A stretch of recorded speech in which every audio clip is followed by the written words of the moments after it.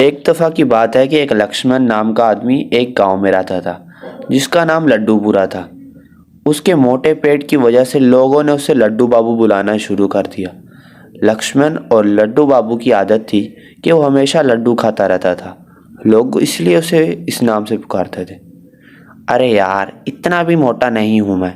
लोग मुझे पता नहीं क्यों लड्डू बाबू कहते हैं। अच्छा खासा फिट एंड हैंडसम हूँ। लोग बस मेरे हैंडसम होने की वजह से जलते हैं। लड्डू बाबू के दोस्त भी उससे परेशान थे, क्योंकि वो जब भी आता था उनका सारा खाना खा जाता था। लड्डू बाबू इंतहाई कंजूस था, अपना कुछ नहीं लाता था, सिर्फ दोस्तों का ही खाता रहता था। उसके दोस्त उससे हद से परेशान थे।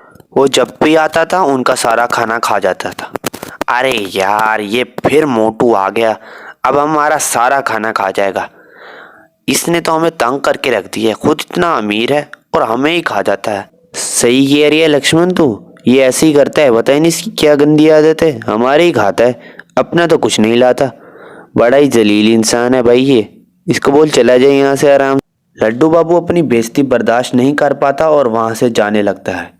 उसके दोस्तों को शक होता है कि ये इस टाइम रोज कहाँ चला जाता है, ना अपने घर होता है, लगता है इसका कोई गोदाम है। वो लड्डू बाबू का पीछा करने का सोचते हैं। लड्डू बाबू यहाँ से उदास होकर अपने खुफिया बंगले की तरफ जाने लगता है। जैसे ही लड्डू बाबू अपने बंगले की तरफ जाता है, अरे भैया, इसके पास तो इतना पैसा है, फिर इतना कंजूस क्यों है? लक्का, इसको मार दे, इसका सारा पैसा हम ही ले जाते हैं। अरे ऐसा बोल, ऐसा ना हो मोटू सुन ले, हम दोनों पे चढ़ जाएगा, हम बचेंगे भी नहीं। इसका भी बंदोबस्त करता हूँ। वहाँ लड्डू बाबू अपने दोस्तों के इस रवैये पे बहुत नाराज़ होता है और खुद ही मन में अपने आप से शिकवा करना लगता है कि मैं इतना मोटा क्यों हूँ। मेरे इस मोटापे की वजह से मेरे दोस्त भी मुझसे परेशान हैं। काश कि मैं यहाँ पैदा ही ना होता, या अभी मैं मर जाऊँ यहाँ पर। इतने पैसा मेरे क्या काम का।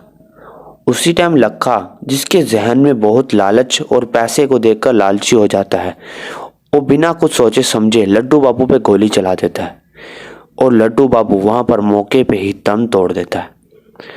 लड्डू बाबू का पैसा अब वहीं पर रह गया और लक्का और सुनील उस पैसे से अब अमीर हो चुके थे।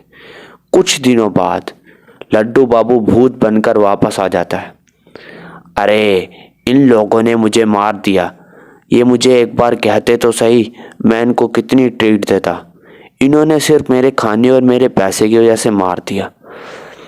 लड्डू बाबू वहां पर कुछ जादू करने लगता है और एक ही दम सुनील और लक्का, जो वहां पर आराम कर रहे होते हैं, उनके सामने इतना साना खाना आ जाता है।